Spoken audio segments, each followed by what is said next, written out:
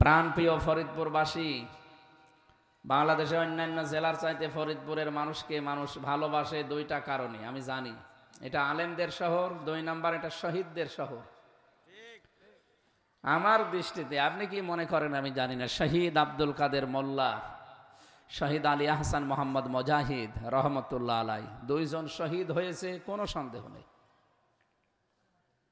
কারণ তারা জালেমের সামনে মাথা নত করে নাই। ওনাদেরকে অফার দেওয়া হয়েছিল এই ফরিদপুরের এই 2 কৃতি সন্তান যদি মেনে নিত, ওনাদের ফাঁসির দড়িতে যাওয়া লাগতো না। আব্দুল কাদের মোল্লা উনি বারবার বলছিলেন যে আমি কিন্তু ওই কসাই কাদের না, আমি সারা জীবন বাম রাজনীতি করলাম, আমি ছাত্র ইউনিয়ন করতাম ঢাকা বিশ্ববিদ্যালয়ে, আর আপনারা এই জামাত ইসলাম করার কারণে আজ আমারে রাজাকার বলে ফাঁসি দিচ্ছেন, কিয়ামতে আপনাদের সাথে দেখা হবে। উনি যেখানে ছিলেন আমি ওই ঘরেই ছিলাম, যেহেতু উনি ফাঁসির কন্ডেম ছেলে ছিলেন, আর আমারও জালেমরা ফাঁসির কন্ডেম ছেলে রেখেছিল। মাওলানা মামুনুল হক, মাওলানা শাখাওয়াত হোসেন রাজি আর আমি, এই 3 জন একেবারে এক জায়গায় 3টা বছর। মামুন সাহেব বহু উপকার করেছে আমার জীবনে, বিশেষ করে এই 3 বছর অনেক শ্রম দিয়েছে আমার পেছনে, খাবার দাবারে, অর্থনৈতিকভাবে এবং বুদ্ধি পরামর্শ দিয়ে আমার পরিবারকে। উনিও মাজলুম মানুষ। আল্লাহ রাব্বুল আলামিন জালেমদের জোশানলে তার রোশানলে তাকে ফেলেছিল। কত বড় একটা জালেমা সংসদে দাঁড়িয়ে একজন আলেমের চরিত্র নিয়ে কথা বলে। আপনার চরিত্র ঠিক আছে? আমি আমার ফাঁসি চাই এই বইটা পড়লে আপনার মুখে মানুষ থুতু দেবে। কেউ যদি আমার ফাঁসি চাই এই বইটা পড়ে, তা তো আপনার নিজের লোক লিখেছে, বীর মুক্তিযোদ্ধা কি মতিয়ার রহমান রেন্টু। এই লোকটা যা লিখেছে সত্যি যদি ওইভাবে আপনার জীবন চলে থাকে, তা আপনি আর মানুষের তালিকায় নেই, পশু অত নীতি নামে না। আমি পড়া পড়েছি বই, আমি মেজর ডালিম বলছি, এই বইগুলো আমার পড়ায় 6টা বই বেরিয়েছে, পড়াটা এতদিন তো বাজেয়াপ্ত ছিল, সব বেরিয়ে গেছে। পড়াটা আমি পড়ে দেখেছি, মানুষ এত নিচে নামে। আর আপনি একজন আলেমের নাম নিয়ে, তার স্ত্রী, বৈধ স্ত্রীর নাম নিয়ে সংসদে জাতির সামনে একটা মিথ্যা প্রপাগান্ডা চালালেন। আল্লাহ আপনাকে দেখেন কি করেছে, এখন একটা হিন্দুর কাছে থাকা লাগছে। স্বামী স্ত্রীর সম্পর্ক বলতেন এতদিন, এখন যান, যার কাছে গেছেন তার সাথে তো বিয়ে করাও জায়েজ নেই, কারণ ও দাদা তো ফুল হাতা, আর আমরা হাফ হাতা না। ফুল হাতার সাথে হাফ হাতা যায়।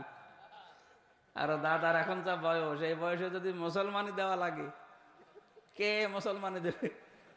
পাকা ভাম, বুড়ো ভামের কোন মুসলমানি কেউ দিতে পারবে? লজ্জা শরম ত্যাগ করে কেউ যদি কাটেও, তার চোখ বন্ধ করে কাটা লাগবে। সে আগা কাটতে যেয়ে গোড়া কেটে দিয়েছে, কারণ মুসলমানের সাত জীবনের মতো মিটে যাবে। মেয়েটা গেছে, অন্তত যেভাবে আছে ওইভাবে থাক। আর যদি আপনাদের সহ্যের বাইরে চলে যায়, যে আপনাদেরও জ্বালাচ্ছে, তাহলে আমাদের মেয়ে আমাদের কাছে দেন, আমরা আল্লাহর কাছে পাঠিয়ে দেই। কারণ উনি যা করেছে বেঁচে থাকার মতো আর কায়দা নেই। 275টা অলরেডি মামলা হয়েছে, এটা মার্ডার মামলা।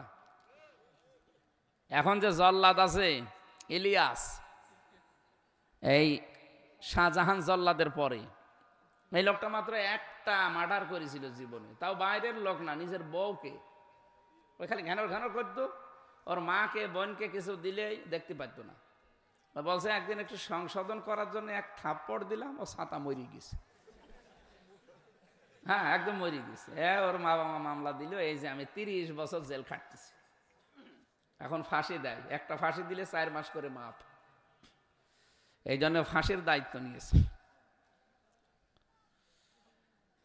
তো এই লোকটা একটা মার্ডার করে যদি ওর 30 বছর জেল খাটা লাগে, ও ফাঁসির আসামি ছিল, এখন যাবজ্জীবন এসেছে, 30 বছর খাটা লাগবে জেল, একটা ফাঁসি, একটা মার্ডার মামলায়। আর এনার নামে মার্ডার মামলা কত, তাও তো একেবারে চোখে দেখা। আর হেফাজতের ওইটা যদি ধরে তো কয়েক হাজার হয়ে যাবে। এরপরে 57 জন বিডিআর, এরপরে 2006 সালে জামাত শিবিরের মানুষ যেভাবে পিটিয়ে মেরেছে আপনার হুকুমদাতার আসামি, যে সব কিছুর বিচার ডক্টর ইউনূস বলে না যে শুধুমাত্র 24 সালের না, 2006 থেকে শুরু করে 24 পর্যন্ত যা হয়েছে প্রত্যেকটার বিচার করা হবে। তো সেই হিসাবে আমার মনে হয় ওনার যদি 1000 বার ফাঁসি দেওয়া হয় তারপরেও 10 বার বাকি থাকবে। হ্যাঁ, তারপরেও আমরা সন্তুষ্ট না। তারপরেও মেয়ে যেহেতু আছে, আপনার সাথে তো বিয়ে জায়েজ নেই, আপনি রাখেন, অন্তত দূরে রাখবেন। আপনাদের তো চরিত্র ভালো না, দূরে রাখবেন। নাই তাই বুড়ো বয়সে আমার ছেলে মেয়ে হয়ে গেলে পরিচয় দেবো কি?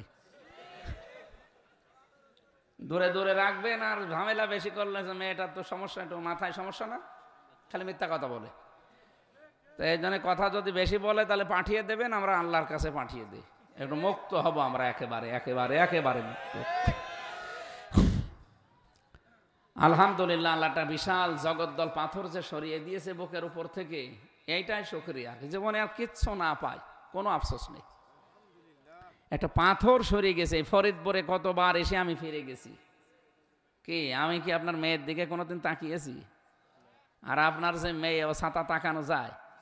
হ্যাঁ, ফরিদপুরের এত বড় হাতির মতো এই লোকই তাই কন্ট্রোল করতে পারলো না, শেষ পর্যন্ত ছেড়ে দিয়েছে। আর আমার মতো আমার শরীরই চলে না, আমিও তাকিয়ে করবো কি? তারপরও বিনা কারণে 3টা বছর আপনি রেখে দিলেন ফাঁসির কন্ডেম সেলের ভেতরে। কি আচরণ করলে! লাল দাগ দিয়েছিল আমার ফাইলে, যেন এইটা জামিন দেওয়া না হয়। এই হচ্ছে বিচার ব্যবস্থা দেশের। আবার বলতো আমরা ন্যায় বিচার কায়েম করছি, এর নাম ন্যায় বিচার? এক একজনের নামে মামলা কত! আমার কাছে যারা আসতো বলতো ভাই কয়টা মামলা দিয়েছে, একজন বলছে 313টা, একজনের মামলা দেখলাম 556টা মামলা দিয়েছে তার। ও যদি জামিনও পায় তো সারা জীবন লাগবে শুধু হাজিরা দিতে। কি আরম্ভ করেছিলেন বলেন তো? আল্লাহ একেবারে এমন তোলা তুলেছে, ও সে ডেড সি বানিয়ে দিয়েছে না জর্ডানে, লূত নবী আলাইহিস সালামের জামানার মানুষদেরকে এই লাওয়াতাত করার কারণে। আমার মনে হয় আল্লাহ এদেরকে এইরকম এত উপরে তুলেছে, একবারেই শেষ। যারা যারা অবিচার করেছিল প্রত্যেককে আল্লাহ ধরছে। এখনো অনেক জালেম আছে, তাদেরকেও ধরা দরকার। যারা এই ছাত্র জনতার বুকে গুলি চালিয়েছে, অনেক প্রশাসনে এরকম ভণ্ডামি আছে, এদেরকে ধরা দরকার। এদেরকে ওইভাবে বুকে গুলি লাগিয়ে ঠেকিয়ে মারা দরকার। দেখ কেমন লাগে।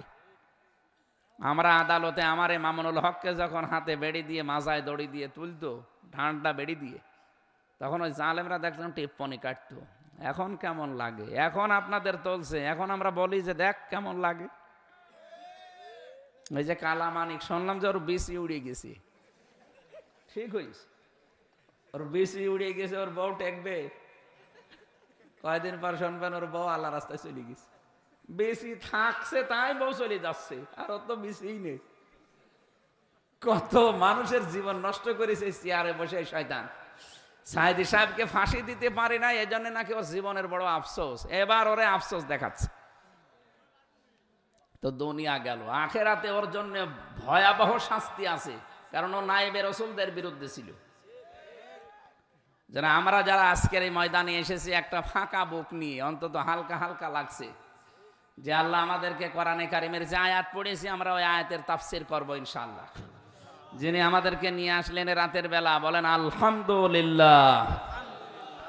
দরুদ আর সালাম পাঠ করছি আমাদের নবী মুহাম্মদুর রাসূলুল্লাহ সাল্লাল্লাহু আলাইহি ওয়াসাল্লামের প্রতি, যার আদর্শ পেয়ে আমরা আসলে খুশি না বেজার? মন থেকে আমরা খুশি তো? আলহামদুলিল্লাহ। সূরা আহকাফ 35টা আয়াত আছে, মাত্র একটা আয়াত পড়েছি, 9 নম্বর আয়াতটা। এই আয়াতের ভেতরে যত তথ্য আছে আমরা পয়েন্ট আকারে বের করবো ইনশাল্লাহ। তাফসীর আকারে কথা বলছি, খুব ভালো করে মিলাবেন। আমাদের জীবন যেন আজকে আল্লাহ পরিবর্তন করে দেয় কোরআনের কারণে।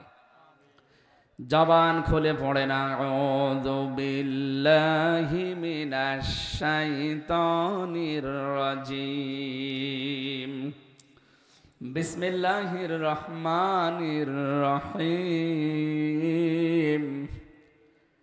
قل ما كنت بدعا من الرسل وما أدري ما يفعل بي ولا بكم ইন আত্তাবিউ ইল্লা মা ইউহা ইলাইয়া ওয়া মা আনা ইল্লা নাযীরুম মুবিন। সাদাকাল্লাহুল আযীম। সূরা আহকাফ কি বললাম 35টা আয়াত আছে, একটা মাত্র আয়াত পড়েছি আপনাদের সামনে। ঐতিহাসিক যে প্রেক্ষাপট আছে, বিশ্বনবী মুহাম্মদুর রাসূলুল্লাহ সাল্লাল্লাহু আলাইহি ওয়াসাল্লাম এই আয়াতটা নাজিল হওয়ার পর এর আগের আয়াতগুলো কোরআনে কারিম কেন্দ্রিক। কোরআন নাজিল হওয়ার পরে কাফেররা নবীজির উপরে দোষ দিয়েছিল যে এটাও বানিয়ে বলে, মুহাম্মদ এটা বানিয়েছে। ওয়াকালু আসাতিরুল আউয়ালিন ইকতাতাবাহা ফাহিয়া তুমলা আলাইহি বুকরাতা ওয়া আসীলা। কাফেররা বলতো উনি এগুলো মানুষকে দিয়ে লিখিয়ে নেয়, সেগুলো আমাদের সকাল সন্ধ্যা পড়ে পড়ে শোনায়। বলেন নাউজুবিল্লাহ। রব্বুল আলামিন বলেন কুলিন ইফতারাইতুহু ফাআলাইয়া কুলিন ইফতারাইতুহু ফালা তামলিকুনা লি মিনাল্লাহি শাইআ হুয়া আ'লামু বিমা তুফিদুনা ফীহি।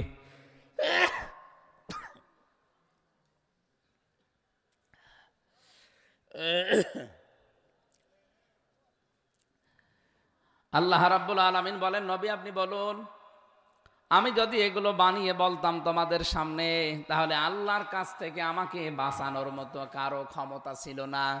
ওয়ালাউ তাকাব্বালা আলাইনা বা'দাল আকাবিল লা আখাযনা মিনহু বিল ইয়ামিন সুম্মা লাকাতা'না মিনহুল ওয়াতিন। 44, 45, 46 নাম্বার আয়াত সূরা হাক্কাতের। রব্বুল আলামিন বলেন আমি যে কোরআনে কারিম নবীজির কাছে দিয়েছি, আমার নবী যদি নিজের কোনো কথা এর ভেতরে আমার নামে চালিয়ে দিত, আমি নিজে আমার ডান হাত দিয়ে নবীজিকে চেপে ধরতাম আর তার কণ্ঠনালী কেটে ফেলে দিতাম। এখানে বাংলা অর্থ একটা বিভিন্ন তাফসিরে হয়তো ভুল মিস্টেক আছে, ভুল বলবো না, মিস্টেক হয়ে গেছে। লা আখাযনা, এখানে আলেম আছে অনেক। লা আখাযনা মিনহু বিল ইয়ামিন, আল্লাহ বলেন অবশ্যই আমি ধরতাম মিনহু তাকে, বিল ইয়ামিন বি মানে দ্বারা, দিয়ে কর্তৃক, ইয়ামিন মানে ডাইন হাত। এখানে ফাইল সরাসরি কে?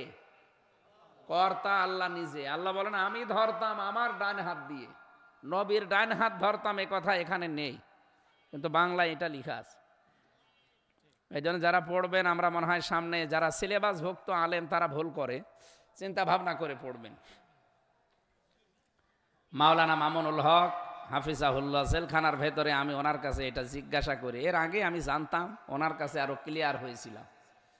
ওনার কাছে পুরা আরবি গ্রামার আমি আবার ঝালাই করেছিলাম ভেতরে, যে পুরাটা একেবারে সেই কায়দা মিজান মুন সাহেব থেকে শুরু করে কাফিয়া পর্যন্ত, এগুলোই তো গ্রামারের কিতাব, সরে জামি পর্যন্ত, কাফিয়া পর্যন্ত ওনার কাছে আমি একেবারে সিলেবাস করে করে, কারণ কাজ নেই কাম নেই, 24 ঘন্টা তালা মারা, কি করব। ওনারে পেয়েছিলাম আর মাওলানা শাখাওয়াত হোসেন রাজি হাফিজাহুল্লাহ, দুইজনেই ভালো, আরবি গ্রামারে অনেক দক্ষ। আমিও কওমি মাদ্রাসায় পড়েছিলাম, কিন্তু আমি ভুলে গিয়েছিলাম। আলিয়া মাদ্রাসা এবং বিশ্ববিদ্যালয়ে যাবার পরে এইদিকে আর টান ছিল না, ওই দুনিয়াবি লাইনে পড়তে গিয়ে এগুলো অনেক হারিয়ে ফেলেছিলাম। পরে এই 3টা বছরে পুরা ঝালাই করে একেবারে আয়নার মতো করে নিয়েছি। আলহামদুলিল্লাহ আমার ভালো হয়েছে, কিন্তু কষ্টও হয়েছে। ভালো হয়েছে আলহামদুলিল্লাহ। তো এই যে লা আখাযনা, আলেমরা একটু চিন্তা ভাবনা করে পড়তে পারেন না? ওনাদের পড়া আমাদের পড়া তো একটু পার্থক্য হওয়া দরকার। আল্লাহ বলেন আমি ধরতাম, নবীর হাত না, আমি নিজের হাত দিয়ে ধরতাম, বিল ইয়ামিন, আমার ডান হাত দিয়ে ধরতাম। বলেন তো ডান হাতে আল্লাহ নাম না দিয়ে যদি বিশ্বমাল দিতেন যে আমি বাম হাত দিয়ে ধরতাম, আল্লাহর বাম হাতে শক্তি নেই। বাম হাতে থাপ্পড় খেয়েছেন আল্লাহ, সোনামি আসে না মাঝে মাঝে, এক থাপ্পড়ে 2 লাখ 2.5 লাখ সব দুনিয়া থেকে বিদায় করে দেয়। তাহলে আল্লাহর ডান হাতেও শক্তি আছে, বাম হাতেও আছে, না নেই? ডান হাতের নাম দিলেন কেন? না, ডান হাতের নাম দিয়েছেন এই কারণে যে আমরা সচরাচর যে উদাহরণ দিলে বুঝি ভালো, আপনি দেখবেন কোরআনে আল্লাহ ওই রকম উদাহরণ বেশি দিয়েছেন। আমরা যেহেতু জানি যে কোনো জিনিস শক্ত করে ধরতে হলে বাম হাত না ডান হাত দিয়ে ধরা লাগে, যদিও আল্লাহ দুই হাতেই শক্তি আছে। আল্লাহ বলেন আমি ডান হাতটার কথা দিলাম, মানুষ যেন সহজে বোঝে যে আমি ডান হাত দিয়ে তার মানে শক্ত করে ধরতাম। লা আখাযনা মিনহু বিল ইয়ামিন, আমার ডান হাত দিয়ে নবীকে আমি চেপে ধরতাম। সুম্মা লাকাতানা মিনহুল ওয়াতিন, এবং যেটা দিয়ে কথা বলে ওই কণ্ঠনালে আমি কেটে ফেলে দিতাম। ফামা মিনকুম মিন আহাদিন আনহু হাজিজিন, কেউ নেই আমার কাছ থেকে নবীকে বাঁচানোর কোনো ক্ষমতা কারো নেই। এত বড় কঠিন কথা আল্লাহ কোরআনের ব্যাপারে দিলেন, আর তোমরা বানিয়ে বানিয়ে আমার নামে এই কথাগুলো চালাও যে আমি তোমাদের বানিয়ে শোনাই, আমাকে কেউ লিখে দেয়। হুয়া আ'লামু বিমা তুফিদুনা ফি, যেগুলো বলছো বানিয়ে এটা সবচাইতে ভালো জানে আমার আল্লাহ। কাফা বিহি শাহিদাম বাইনি ওয়া বাইনাকুম ওয়া হুয়াল গফুরুর রহিম, তোমাদের জন্য আমাদের মাঝে দুইজনের মাঝে সাক্ষী হিসাবে যথেষ্ট আমার আল্লাহ। আল্লাহর পরিচয় আল্লাহ দুইটা এখানে দিয়েছেন, আল্লাহ একদিকে গফুর আর একদিকে রহিম। এই কথাগুলো বলতে বলতে এই যে পরের আয়াত যেটা, এটা কোনো আয়াতের তাফসির করতে হলে আগের আয়াত পরের আয়াতের সাথে রিলেটেড কি আছে, সম্পর্ক কি আছে, এটা আস্তে করে টাচ দেওয়া লাগে। আমি একটু দিলাম, তাহলে এটা কোরআন কেন্দ্রিক। কোরআনে কারিম নাজিল হলেই উনি যেহেতু প্রচার করতেন, কাফেররা এই কথা তুলেছিল যে আপনি বানিয়ে বলেন, কারো কাছ থেকে লিখে নিয়েছেন। আল্লাহ রাব্বুল আলামিন বলেন নবী আপনি এখন বলুন ওদেরকে, কুল মা কুনতু বিদআম মিনার রাসূলি ওয়া মা আদরি মা ইয়াফআলু বি ওয়ালা বিকুম, আমি তোমাদের কাছে কোনো নতুন রসুল না, আমার পূর্বে বহু নবী রসুল এই দুনিয়াতে এসেছিল, আল্লাহর ওহী নিয়েই তারা এসেছে। কারণ নবী আর রসুল হওয়ার জন্য তিনটা গুণ থাকা লাগবে। কয়টা? এক নম্বরে তার উন্নত চরিত্র হওয়া লাগবে, দুই নম্বরে তাকে আল্লাহ কম বেশি কিছু মুজিজা দেবে, তিন নম্বরে তার কাছে আল্লাহ ওহী পাঠাবে। পৃথিবীতে যত নবী রসুল আল্লাহ পাঠিয়েছেন প্রত্যেকের কাছে এই তিনটা জিনিস ছিল। কথা বলে না কেন? আমাদের নবী মুহাম্মদুর রাসূলুল্লাহকে আল্লাহ কম বেশি মুজিজা দিয়েছেন। 3000 মুজিজার কথা আমরা জানি তার জীবনে। সর্বশ্রেষ্ঠ মুজিজার নাম হচ্ছে কোরআনে কারীম। শুধু এতটুকুই না, পৃথিবীর উন্নত চরিত্র আল্লাহ তাকে দিয়েছিলেন। এ দুনিয়ায় এমন কোনো মানুষ নেই, এমন কোনো দিক আর বিভাগ নেই যে দিক বিভাগে গেলে আপনি রসুলের চরিত্র পাবেন না। কেউ যদি বলে আমি নানা, আমার নানা হিসাবে কেমন হওয়া লাগবে, নবীজি নিজে নানা হয়ে দেখিয়েছেন। বলেন, কোন মানুষ যদি বলে স্বামী হিসাবে আমি কি করব, নবীজি নিজে দেখিয়েছেন যে স্বামী হিসাবে কেমন থাকা লাগে। কোন মানুষ যদি বলে আমি একজন শ্রমিক, শ্রমিক হিসাবে কি করা লাগবে, নবীজি নিজে শ্রম দিয়েও দেখিয়েছেন। পৃথিবীর এমন কোন দিক বিভাগ নেই। কেউ যদি বলে রাষ্ট্রপতি, নবী 10 বছর নিজে রাষ্ট্রপতি ছিলেন। পৃথিবীর প্রতিটি কাজে তাকে আপনি পাবেন। অনুসরণ করার জন্য কোনো বাবা লাগবে না, কোনো স্বামী লাগবে না। অনেকে তো বাবা ছাড়া কিছু পায় না। এ বাবার একটাই দোষ ছিল, শুধু স্বপ্ন দোষ। যত স্বপ্ন দুনিয়ায় দেখেছে সব বাস্তবায়ন করা লাগবে। এই স্বপ্ন দোষগুলো বাস্তবায়ন করতে গিয়ে মেগা প্রজেক্টের নাম নিয়েছে, মেগা ডাকাতি করেছে। এত স্বপ্ন যদি লোকটা দেখে না যেত, আমার মনে হয় এত ঝামেলা হইতো না। খালি স্বপ্ন দেখিস, এই জন্য ওনার জীবনের দোষ একটা। কি দোষ? স্বপ্ন দোষ। স্বপ্ন দেখে দেখে তোমরা রসাতলে। তারপরও তো আপনার যে জেলাগুলো আছে, অন্যান্য জেলায় যান আপনি, কুড়িগ্রামে, নীলফামারীতে, পঞ্চগড়ে, ঠাকুরগাঁও, ওই সমস্ত এলাকাগুলোতে যান। আমি মাঝে মাঝে এই লাইন মতো না যেতে পারি, সময় কন্ট্রোল হয় না, এই জন্য হেলিকপ্টারে নিয়ে যায়। যাবার সময় পাইলট আমাকে দেখায় যে এই জিনিসগুলো এখনো কমপ্লিট হয়নি। এদেশের মানুষ যদি টাকাগুলো পাচার না করে, ওই শয়তানগুলো যদি এই দেশে বড় বড় প্রতিষ্ঠান করত, 36 লাখ যুবক এখন বেকার। কত? 36 লক্ষ যুবক এখন বেকার। এই মানুষগুলো কর্মসংস্থান পেয়েছে, তো এদের বাইরের দেশে যে আর রাস্তা ঝাড় দেওয়া লাগতো না। নিজের দেশে যদি 20-25 হাজার 30 হাজার টাকা উপায় করার একটা লাইন একজন পেয়ে যায়, ওই লোকটা সুখে শান্তিতে চলতে পারত। অথচ বাংলাদেশ থেকে সৌদি আরবে গিয়ে দেখি রাস্তা ঝাড়ু দিচ্ছে, টয়লেট পরিষ্কার করছে, খুব বেশি হলো না 30-35-40 হাজার টাকা মাসে উপায় হয়। আপনি কি করলেন? পাইলট খালি আমার যাওয়ার সময় আসার সময় আফসোসটাই করে যে হুজুর ওই শয়তানদেরকে নিয়ে আগে চলতাম, এখন যেহেতু শয়তানরা বেশি নেই, আপনাদের নিয়ে চলা লাগে।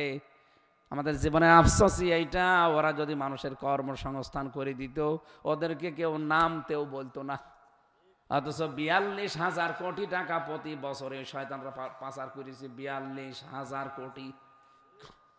কয়েকদিন আগে আমি মালয়েশিয়া ছিলাম, ওখানে বানিয়েছে সাহেব পাড়া।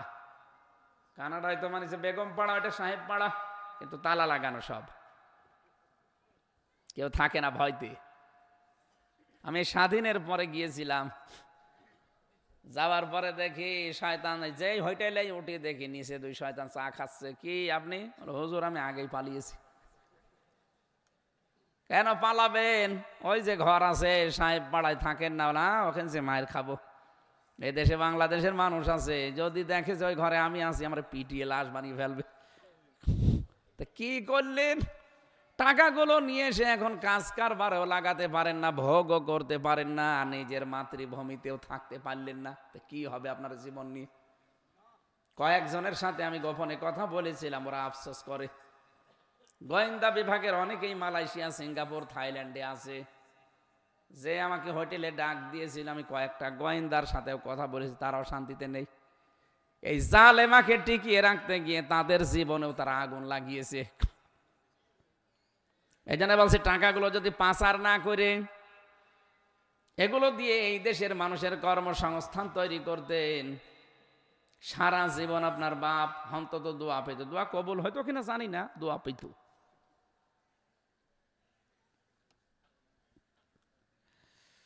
ফরিদপুরবাসী, আপনাদের একটু টান আছে বেশি, এই জন্য তো বেশি বলাও যাচ্ছে না। আমার গাড়ি আবার ভেঙে দেবেন না? একবার গাড়ি আমার ভেঙে দিয়েছে, আজকে গাড়ি ভেঙে দিয়েছে। কোন শয়তান যেন যে উপরে উঠতেছে, আমার ওই যে বাম্পার ভাঙা, এখন ও ছাতা ছাড়া লাগবে। এখন বিশ্ব নবী মুহাম্মদ রাসূলুল্লাহ সাল্লাল্লাহু আলাইহি ওয়াসাল্লামকে ডাক দিয়ে বললেন, নবী আপনি বলে দিন, আমি তোমাদের মতো, তোমাদের কাছে নতুন রসুল না যে তোমরা নতুন কিছু দেখতেছো না। বহু রসুলের আগে পাল্টিয়েছে, পরিবর্তন হয়ে গেছে, গুছরিয়ে গেছে, সবগুলো চলে গেছে। আমি এর ধারাবাহিকতায় আল্লাহ আমাকে পাঠিয়েছে। আমি জানি না, এইটাই মূল কথা। মা ইয়াফআলু বি ওয়ালা বিকুম অমাদিরি, আমি জানি না আমার সাথে আল্লাহ কি আচরণ করবে। আমি এইটাও জানি না যে আল্লাহ তোমাদের সাথে কি করবে। আয়াতটা নাজিল হওয়ার পরে সঙ্গে সঙ্গে নবীজি ডাকলেন নিজের মেয়ে ফাতেমাতুজ জাহরাকে রাদিয়াল্লাহু তাআলা আনহা, হযরত ইমাম হাসান হোসাইন রাদিয়াল্লাহু তাআলা আনহুমা দুইজনকে, এবং নিজের ফুফু হযরত সাফিয়াকে ডাক দিয়ে বললেন, আমার কাছে আসো, ভালো করে শোনো। কিয়ামতের ময়দানে কিন্তু এই কথা বলে পার পাওয়া যাবে না যে আমার বাবা নবী ছিল, আমার নানা নবী ছিল, আমার ভাতিজা নবী ছিল, আল্লাহ মাফ করে দাও। না, নিজের কাজ যদি নিজে না করো, আমি নবীর দোহাই দিয়ে কিচ্ছু হবে না। ফরিদপুরবাসী একটু চিন্তা করেন তো, নবীজি কাদের ডেকে বলছেন নিজের আপন মেয়েকে, যিনি কলিজার টুকরা মনে করতেন ফাতেমাকে। বিশ্বনবী জানিয়েছেন, আমার কলিজার টুকরা ফাতেমা, কেউ যদি ফাতেমাকে কষ্ট দেয় সেজন্য আমি নবীকেই কষ্ট দেয়। কলিজার টুকরা বলে জানতেন হাসান হোসাইনকে। এত বড় আদরের মহব্বতের জিনিসগুলোকে যদি বলে যে আমার পরিচয়ে কোনো কাজ হবে না, নিজে যা করবা ওইটার উপরে বেসিস করে তোমার বিচার হবে, তা আমরা তো অনেক দূরের মানুষ। কথা বলেন ঠিক কিনা? আমরা কত দূরের মানুষ, 6000 কিলোমিটার দূরে আছি আমরা মক্কা থেকে। তারা নিজের আপন লোকগুলো যদি এই কথা শুনতে পারে তা আমাদের কি? এই জন্য আমার নিজের কাজ নিজে করা লাগবে। ওয়ালা তাসিরু ওয়াসিরাতু বিজরা উখরা, কেউ কারো বোঝা কিয়ামতে বহন করবে না। ফাইদা নুফিখা ফিস সূরি ফালা আনসাবা বাইনাহুম ইয়াউমাইযি ওয়ালা ইয়াতাসালুন, সিংহায় ফুৎকার দেওয়ার সঙ্গে সঙ্গে যত রকমের সম্পর্ক আপনার সাথে আছে আল্লাহ সব কাট করে দেবে। নসব না দিয়ে আনসাব দিয়েছেন। আপনার দলীয় সম্পর্ক হোক, আত্মীয়তার হোক, আপনার রক্তের সম্পর্ক হোক, স্বামী স্ত্রীর হোক, যত রকমের সম্পর্ক দুনিয়ায় আছে সব শেষ। শুধু এতটুকু আল্লাহ শেষ করে দেননি, ওয়ালা ইয়াতাসালুন, এমনকি আপনার সম্পর্কে কোনো কথা সে জিজ্ঞাসাও করবে না। ওয়ালা ইয়াসালু হামিমুন হামিমাই ইউবাসসারুনাহুম, কিয়ামতের দিন যখন সামনাসামনি নিয়ে আসা হবে, কোন শহীদ কোন শহীদের পরিচয় দিতে চাইবে না যেটা আমার বন্ধু ছিল, এমনকি ওই কথা পর্যন্ত তুলবে না। বাংলার মুসলমানেরা, আমি আমার ইমান থেকে বলছি, এই জন্য আমাদের এক্ষুনি পরিবর্তন হওয়া দরকার। কারো উপরে ভরসা করে কোনো লাভ নেই। এই জেলাতে যেহেতু এরকম ভরসা করা হয়, দেখি বলে আমার বাবা আছে। কিসের বাবা? আনসাব দিয়েছেন আল্লাহর কোরআনে, আল্লাহ দেখতে পাচ্ছেন আপনি? কোন বাবা না, কোন মা না। তাফসিরে আয়াতের আমি পড়েছি, কিয়ামতে অনেক সন্তান তার মায়ের পা ধরে 500 বছর কাঁদবে। 500 বছর পরে ওর মুখের উপরে লাথি দিয়ে বলবে, কে তুই? দুনিয়ায় আমার বিয়েই হয়নি, ছেলে পাবো কোথায়? আমাদের জীবনে সময় আসতেছে না? বলেন, সবার জীবনে এই সময় সামনে আসতেছে। সুতরাং পরীক্ষা হওয়ার আগে কিন্তু প্রশ্নপত্র দেওয়া হয় না। আর আমাদের পরীক্ষা আল্লাহ যেরকম নেবে আগে প্রশ্নপত্র ফাঁস করে দিয়েছেন। এরপরেও যদি আমরা কেউ ফেল করি, আমাদের মতো কপাল পোড়া আর কেউ আছে? যেন আমরা নিজেরা এখন থেকেই নিজেকে নিয়ে ভাবি, আমি যে জীবন গঠন করলাম, সত্যি আমার এই জীবন দিয়ে আমি কি পার হতে পারবো? সত্যি কথা বলছি, আমি একা একা থাকলে আমার এই চিন্তাটা আসে মাঝে মাঝে। আল্লাহ পাক যদি বলে, হামজা 2024 সালের ডিসেম্বরের 31 তারিখ পর্যন্ত তোকে মাফ করে দিলাম, যা, তোর হিসাব দেওয়া লাগবে না, তুই শুধু জানুয়ারির 1 থেকে এই 6 তারিখ পর্যন্ত হিসাব দিয়ে জান্নাতে চলে যা। আমার যা কাজ কারবার, এই 6 দিনের হিসাব দেওয়া আমার মনে হয় সম্ভব না। আপনারা পারবেন না? আপনারা পারবেন? আপনারা বাবার দলের লোক না? পাশেই তো আপনাদের বাবা আছে। কত মানুষ এই ভ্রান্ত ধারণায় আছে যে বাবা আছে, বাবা পার করে নিয়ে যাবে। আরে ভাই, ও বাবার কি হবে? ও বাবা জানে। কারো উপরে ভরসা করবেন না, সে যেই হোক। আপনি নিজের কাজ নিজে দেখেন। নবীজি যদি ফাতেমাকে বলতে পারে বাবার পরিচয়ে কাজ হবে না, আপনি জানেন আয়াতের তাফসিরে আমি হাদিস পড়েছি, কত কঠিন কথা হযরতে আবু যর বলেন, ফাতেমাতুজ জোহরা ইন্তেকালের পরে তাকে আমি নিয়ে গিয়েছিলাম কবর দিতে। কবর দেওয়ার সময় শুধু কবর খোঁড়া হয়ে গেছে, আমি একটু পরিচয় দিলাম ফাতেমার, যে তোমার ভেতরে যারে রাখা হবে তিনি কিন্তু হযরতে আলীর স্ত্রী, শেরে খোদা বলা হয়, হাসান হোসাইনের মা, জান্নাতের সরদারিনী নেত্রী, খবরদার বেয়াদবি করবা না। হযরতে আবু যর বলেন, কোনো আওয়াজ নেই। মনে মনে ভাবলাম, সারা জীবন নবীজির কাছে শুনলাম কবরের বর্ণনা, সবচাইতে বড় কঠিন ঘাটি এটা, কই কিছুই তো বলে না। হঠাৎ করে নবীজির পরিচয় তুলে ধরলেন, এ কবর, তোমার ভেতরে যারে রাখবো তিনি আখেরি জামানার পয়গম্বর মুহাম্মাদুর রাসূলুল্লাহ সাল্লাল্লাহু আলাইহি ওয়াসাল্লামের কলিজার টুকরা মেয়ে ফাতেমা, খবরদার বিয়াদবি করবা না। হযরতে আবু যর বলেন, দেখি কবর থেকে মানুষের মতো আওয়াজ আসছে। হে আবু যর, নিজে কান খাড়া করে শোনো আর মানুষকে শোনাও। তুমি এতক্ষণ যাদের পরিচয় দিলে, হযরতে আলীর স্ত্রী, হাসান হোসাইনের মা, জান্নাতের নেত্রী, নবী মুহাম্মদুর রাসূলুল্লাহ সাল্লাল্লাহু আলাইহি সাল্লামের কলিজার টুকরা, আমি কাউকে চিনি না। আমার কাছে পরিচয় হবে কাজ দিয়ে। কাজ যদি ভালো হয় আমি জান্নাতের টুকরা হয়ে যাব। আর কাজ যদি দেখি যে দুনিয়ায় কাজ কারবার ভালো নেই, আমার ভেতরে আসতে দেরি, শুধু একটা চাপ দেব, এই পাঁচের হাড় ওই পাঁজরে চলে যাবে, একটা চিৎকার দিয়ে 70 গজ নিচে পাঠিয়ে দেব। হযরতে আবু যর বলেন, কথাটা শোনার পরে আমি একবার চিৎকার দিয়ে কবর থেকে উঠে পড়লাম। এই যে দৌড় দিয়েছি, জীবনে আর কোনোদিন সংসার করার সাহস পাইনি। কার কথা বললাম আপনি টের পাচ্ছেন? জান্নাতের মেয়েদের যিনি সরদারিনী নেত্রী হবে, তাকে যদি কবরে কথা বলতে পারে, নবীজি এই জন্যই বলেছিলেন, মা ফাতেমা, আমার উপরে ভরসা করে কোনো লাভ নেই, যে আমার বাবা নবী ছিল, আল্লাহ মনে হয় আমারে মাফ করে দেবেন না। নবীর মেয়ে ফাতেমারই যেখানে কোনো কুল কিনারা নেই, আমরা কোথাকার কে? আমি আবার বলছি, সব ভরসা বাদ দেন, নিজের কাজটা দেখেন আপনি পার হতে পারবেন কিনা। পরবর্তীতে নবীজি যখন বললেন, লিয়াগফির লাকাল্লাহু মা তাকদ্দামা মিন যামবিহি ওয়া মা তাআখার, আল্লাহ রাব্বুল আলামিন বলেন, হে নবী, আপনার আগে পেছনের সব কিছু আমি মাফ করে দিয়েছি। ফের সাহাবীরা বললেন, হে নবী, আপনারটা না জানলাম যে আপনি মাফ পেয়ে গেছেন, তা আমাদের অবস্থা কি? পরবর্তীতে পরের আয়াতটা আল্লাহ নাযিল করে জানিয়েছিলেন, এক সময় লিয়ুদখিলাল মুমিনিনা ওয়াল মুমিনাতি জান্নাতিন তাজরি মিন তাহতিহাল আনহার, ইলা আখিরি আয়াত। মমিন নারী, মমিন পুরুষ যারা, এই মানুষগুলোকে আমি আল্লাহ আমার জান্নাতে প্রবেশ করাবো। জান্নাতে তো মানুষকে আল্লাহ এমনি দেবে না, কাজ দেখে দেবে। কথা বলেন না কেন?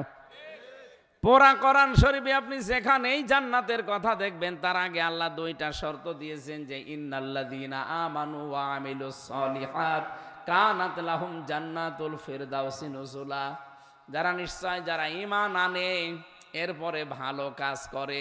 এই এদিকে তাকান, আপনি পড়া কোরআন শরীফে কোন জায়গায় ঈমান যারা পাবে, ভালো কাজ করবে কথা পেয়েছেন? আমি পাইনি। পুরা কোরআনে আপনি দেখবেন, ইন্নাল্লাযীনা আমানু বা ইয়া আইয়ুহাল্লাযীনা আমানু, যারা ঈমান এনেছো, ঈমান পেয়েছো, এ কথা কিন্তু বলা হয়নি। এখানে আমরা যারা আছি, কেউ আমরা ঈমান আনি নাই, আমরা ঈমান পেয়েছি। বাবা মা মুসলমান ছিল, দাদা মুসলমান, এ হিসাবে আমরাও মুসলমান। আর মুসলমান যদি নাও হয়, ছোটবেলায় একবার মুসলমানি দিয়ে দিয়েছে। অথচ সাহাবীরা কিন্তু ঈমান পেয়েছিলেন না, ঈমান এনেছিলেন। কি কোন মানুষ যদি ঈমান আনতে চায়, এই ভালো করে শোনেন, আপনি ঈমান আনতে চাইলেই হবে, বিষয়টা এমন না। কোরআনে কারীম জানিয়েছে, ঈমান আনার আগে আপনার একটা দায়িত্ব আছে, তাগুত ছেড়ে দেওয়া লাগবে। কেউ যদি তাগুত ছেড়ে না দিয়ে ঈমানের দাবি করো, ঈমানের চায়রানাও দাম নেই। সূরা বাকারার 256 নম্বর আয়াতের তাফসীর পড়বেন, ফামাই ইয়াকফুর বিত-তাগুতি ওয়া ইউমিন বিল্লাহ ফাকাদ ইসতামসাকা বিল উরওয়াতিল ওয়াসকা। আল্লাহ পাক বলেন, কোন মানুষ যদি ঈমান আনতে চায়, তার প্রথম কাজ সে যেন তাগুত ছেড়ে দেয়। কি ছাড়ে? বলেন বলেন। তাগুত ছেড়ে যদি ঈমানের ধরতে পারেন দাবি, লাং ফিসাম লাহা, জীবনও আপনি ছিঁড়ে পড়ে যাবেন না। এমন একটা মজবুত অবলম্বন আপনি ধারণ করবেন, যা কখনো ছিঁড়ে যাওয়ার মতো না। এ বাংলাদেশে বহু মানুষকে আমি নাম ধরে বলছি, এদিকে তাকান, বহু মানুষ আমরা ঈমান এনেছি তাগুত ছেড়ে না দিয়ে। এই জন্য আমাদের ঈমান টিকিয়ে রাখা কষ্ট হয়ে যায়, বাতাস উঠলে আমাদের ঈমান হারিয়ে যায়। কিন্তু যারা সত্যি তাগুত ছেড়ে দিয়ে ঈমান এনেছে, আপনি দেখেন তো, ডক্টর শফিকুল ইসলাম মাসুদ 57 দিন রোগটা রিমান্ডে ছিল, কোনো গিরা বলতে কিছু নেই, সব জালেমরা খুলে দিয়েছে। এত পিটানো পিটিয়েছিল, পায়ের নিচে নখ তুলে নিয়েছিল সব, ওনার একটা নখও ছিল না। 57 দিন রিমান্ডে, বাংলাদেশের ইতিহাসে এটার উপরে আর নেই। দেলাওয়ার হোসেন শিবিরের সাবেক সভাপতি লজ্জা স্থানের ভেতরে তার গরম করে ঢুকিয়েছে, পুরুষাঙ্গ নষ্ট হয়ে গেছে। পরবর্তীতে চিকিৎসার মাধ্যমে আল্লাহ আবার ফেরত দিয়েছে। 55 দিন রিমান্ডে ছিল লোকটা, কিন্তু বাতিল রাতারে এক চুলও টলাতে পারেনি। কিন্তু এদেশে বহু পীরকে, বহু আলেমকে আমরা দেখলাম এই 15.5 বছরে তগুত ছেড়ে না দিয়ে ইমানের দাবি করতো, এই জন্য ইমান আগে হারিয়ে ফেলিস। আমি কি বেশি বলে ফেললাম? আপনি বসছেন, কথা বোঝেন? আপনি নিজেই বলেন তো, আপনার ইমান আনা হয়েছে? তগুতের সাথে সম্পর্ক রেখে ইমান হয় কি করে? আগে তগুত ছাড়ো, এরপরে ইমান আনো, তাহলে আপনার ইমান টিকিয়ে রাখতে পারবেন। আমি তো 2 জনের নামে উদাহরণই দিয়ে দিলাম যে তারা এত কঠিন অবস্থায়ও কিন্তু ইমান ছাড়ে নাই। অথচ যে মানুষগুলো ইমান এনেছে, অনেককে দেখি ইমানের দাবি করে, অনেক পীরকেও দেখি বাতিলের সাথে আতাত করে চলে। কথাগুলোর ওজন আপনি হয়তো টের পাচ্ছেন না, যাদের মাথায় মগজ আছে তারা টের পাচ্ছে। আপনি ইমান আনতে হলে আগে তগুত মাস্ট বি, আপনাকে ছাড়াই লাগবে, তাছাড়া আপনার ইমানের কোনো দাম নেই। ওই ঝড় উঠবে ভাঙ্গা মোড়ে, এখান থেকে আপনার বাতি লিবে যাবে। কিন্তু ইমান যদি তগুত ছেড়ে দিয়ে আনতে পারেন, ইমান জীবনও আপনার এটা কোনোদিন ছিড়বে না, লাংফিসামালাহা, কখনো ছিঁড়ে যাবে না। এখন তগুত কি, এটা আমরা অনেকে চিনি না। তগুতের প্রথম অর্থ, তগুত মানে শয়তান। তগুত মানে কি? এখন বলেন শয়তান পাবো কোথায়? শয়তান কি বাংলাদেশে আছে? শয়তান কি? শয়তানের কাজ কয়টা? 4টা কাজ করে শয়তান বেশি। কয়টা বলেন বলেন? এই 4টা কাজ যদি কারো ভেতরে থাকে, বুঝবেন আপনি নিজেই শয়তান হয়ে গেছেন, ও শয়তান আর খোঁজ করা লাগবে না। 1 নম্বরে তগুতের অর্থ হচ্ছে শয়তান। আর শয়তানের কাজ কয়টা? শয়তানের প্রথম কাজ, সে অহংকারী। এদেশে তো অহংকার ছিল না। আমি রিমান্ডে 10 দিন টের পেয়েছিলাম যে ওই শয়তানদের অহংকার কি, কিছুই মনে করতো না, আল্লাহর ভুল ধরতো। হ্যাঁ, আল্লাহর ভুল ধরতো। আমি একটু নামাজের জন্য সময় চেয়েছি, আমার 4 ওয়াক্ত নামাজ তো পড়তে দেয়নি, আমার টাঙিয়ে রেখেছিল 11 ঘন্টা। মাজায় দড়ি দিয়ে ডান্ডা বেড়ি লাগিয়ে পেছনে হ্যান্ডকাপ বেঁধে আমার হাত কেটে গিয়েছিল। 11 ঘন্টা টাঙিয়ে রেখেছে মাটির নিচে। আমি জানি না এখন কয়টা বাজে। জোহর, আসর, মাগরিব, এসে আমারে পড়তে দেয়নি। নামাজের কথা জিজ্ঞাসা করলে গালি দেয় যে নামাজ পড়ে কি পাও? নামাজ পড়ে যদি কিছু পাওয়াই যাবে কই? আমাদের হাত থেকে তোমারে কেউ বাঁচায় না। কি বলবেন বলেন? ওগুলো মুসলমান। নাম শেখ ইমরান হোসেন, জাহিদ হাসান, আব্দুল মান্নান, এরপরে আসাদুজ্জামান, এই পাশের জেলায় বাড়ি, গোপালগঞ্জে। আতিকুর রহমান ভুইয়া, মিজানুর রহমান, এটা মাদারীপুর না? ফরিদপুর, মাদারীপুরে বাড়ি। এগুলো সব ছিল আমার দায়িত্বে। আমার অত্যাচার করার জন্য ওদেরকে দায়িত্ব দিয়েছিল প্রশাসন থেকে। কোথায় আছে যে শয়তানগুলো আমি খুঁজি পাই না, এমন হয় মাটির নিচে চলে গিয়েছে। এরা এসে এসে রাতের বেলা মাঝে মাঝে প্রশ্ন করতো, কি পাও এ কথা এত বলি? আর দেশে হুজুর নেই? কয়েকটা হুজুরের নাম বলতো, আমার আফসোস হতো, এরাও হুজুর গো, হ্যাঁ, ওরা বেহেশতে আছে। আমারে শিখিয়ে দিতে যে এইভাবে কথা বলবা, আর আমরা যেগুলো বললাম এইগুলো যদি ম্যাজিস্ট্রেটের কাছে বলতে পারো কালকে ছেড়ে দেব। না, এইটা বলা সম্ভব না, সব বানানো কথা, সব জামাত ইসলামের বিরুদ্ধে, আকিস গ্রুপের বিরুদ্ধে, দেশের বিরুদ্ধে। না, এ কথা একটাও বলা যাবে না। শেষে আমার এই যে 11 ঘন্টা পরে বলছে, যদি কালকে না বলেন তাহলে আপনার বউ তুলে নিয়ে আনবো। তাহলে আমি কি করবো বলেন তো? তখন অসহায় না? এমনি আমি জানি না যে আমি বেঁচে আছি কিনা, এমন অবস্থায় রেখে দিয়েছে। এরপরও ম্যাডামের জানতাম যে তখন বাচ্চাটার বয়স 7 মাস, ও তো অসুস্থ।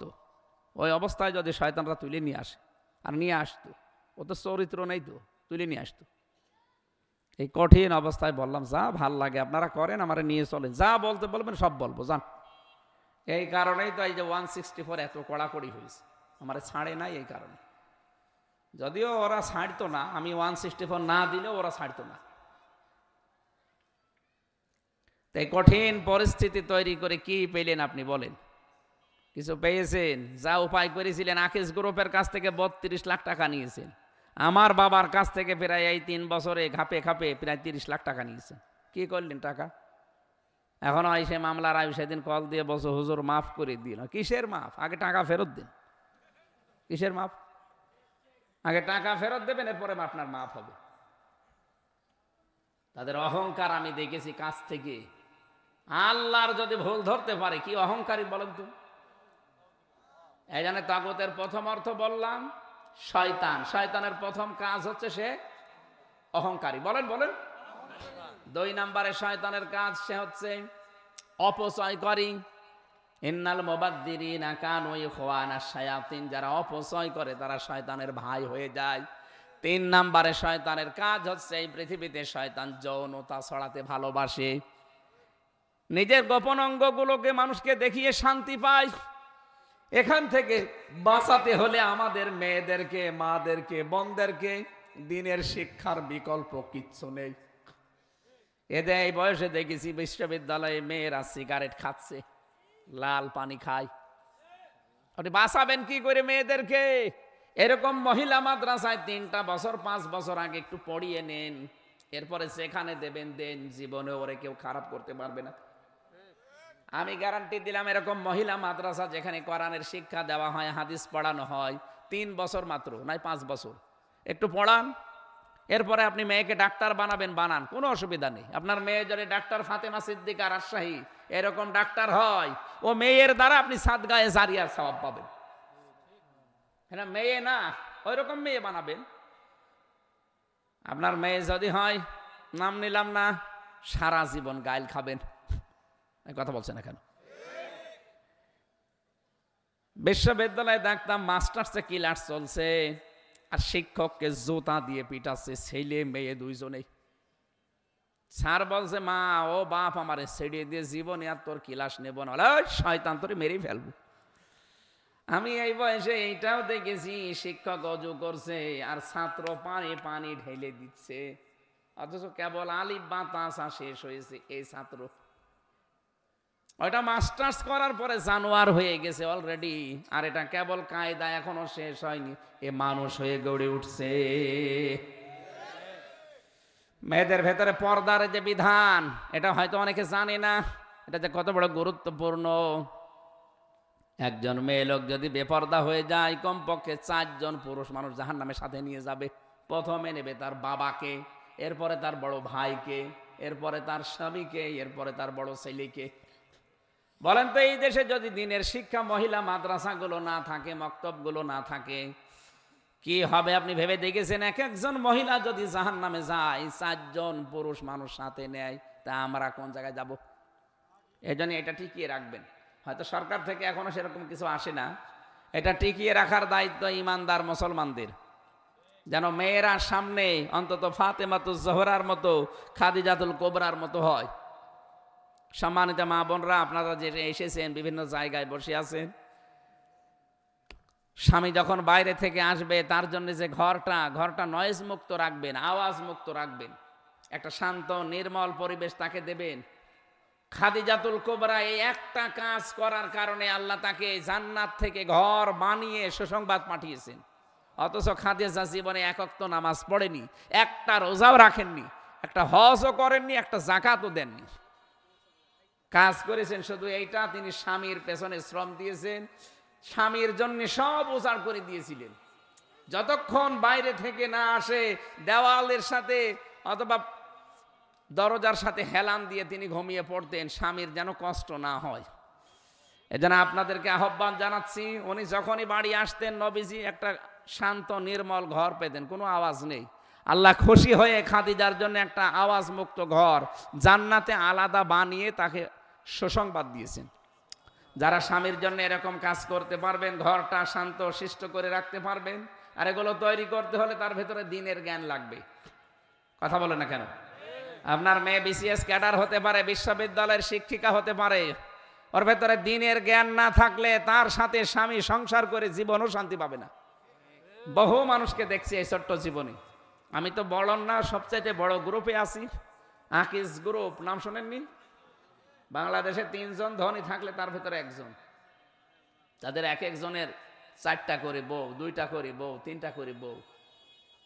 ধনী মানুষ তো, তাদের টাকা পয়সা আছে, বিয়ে তাদের আরো করার দরকার ছিল যদি জায়েজ থাকতো। জায়েজ নিয়ে অন্তত 4টা পর্যন্ত আছে। কিন্তু যে মেয়েদেরকে নিয়ে এসেছে অনেক পরিবারে দেখি না, ধনী মানুষদের পরিবারে শান্তি নেই, কারণ মেয়ে তো ওইরকম না।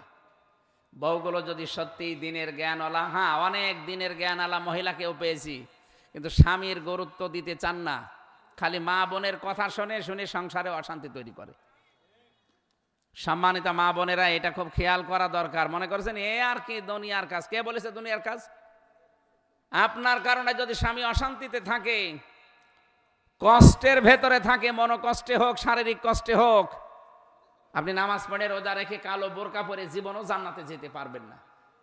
এত মর্যাদা দিয়েছে আল্লাহ স্বামীকে। এজন্য আমাদের উচিত খাদিজাতুল কুবরার মতো স্বামীর সম্মান মর্যাদা দেওয়া। তাহলে ওনার জন্য যদি আল্লাহ একটা জান্নাতে ঘর বানিয়ে পাঠিয়ে দিতে পারে, সুসংবাদ, আপনাকে হয়তো দেবে না, কিন্তু খাদিজার সাথে আপনি জান্নাতে থাকতে পারবেন। বলেন, আমরা একটা নয়েজ মুক্ত, আওয়াজ মুক্ত ঘর চাই না? কিন্তু পাই। সারা রাত সারা দিন পরিশ্রম করে বাড়ি গেলে ঘ্যাও ঘ্যাও ক্যাও ক্যাও করতে আসে। আর তো এমনি করে না, ওরে করায়, ওর মা আর ওর বড় বোন ওখান থেকে শুধু বুদ্ধি দেয়। মা বোনেরা, আপনি অনেকে মনে করছেন আমি নামাজ পড়ি, রোজা রাখি, কালো বোরকা পরে চলি, আল্লাহ আমার জাহান্নামে দেবে। জাহান্নামে দেবে না মানে আপনি জাহান্নামে যে বসে আছেন। কোন স্ত্রী যদি মারা যায়, স্বামী যদি বলে এই স্ত্রী সত্যি আমার মন মতো ছিল, নবীজি বলেন তাকে আল্লাহ মাফ করে দেবে। আমার মনে হয় এখানে এরকম স্বামী খুব কম, যে স্ত্রী মরে গেলে মন থেকে বলবে যে আমার বউ ভালো ছিল। হয়তো লোক দেখানোর জন্য বলতে পারে, কিন্তু ভেতরে ভেতরে বলে যে মরে গেছে, ঠিক হয়েছে, আমি আর একটা করবো। আল্লাহ মা বোনদেরকে খাদিজাতুল কুবরার মতো, খাদিজা যতদিন জীবিত ছিলেন ততদিন নবীজি বিয়ে করার চিন্তাও করেননি। আর আমরা এমন বউ, ও বউ থাকতে প্রতিদিন 10 বার করে চিন্তা আসে, ও মরে না কেন, আমি আর একটা নেব।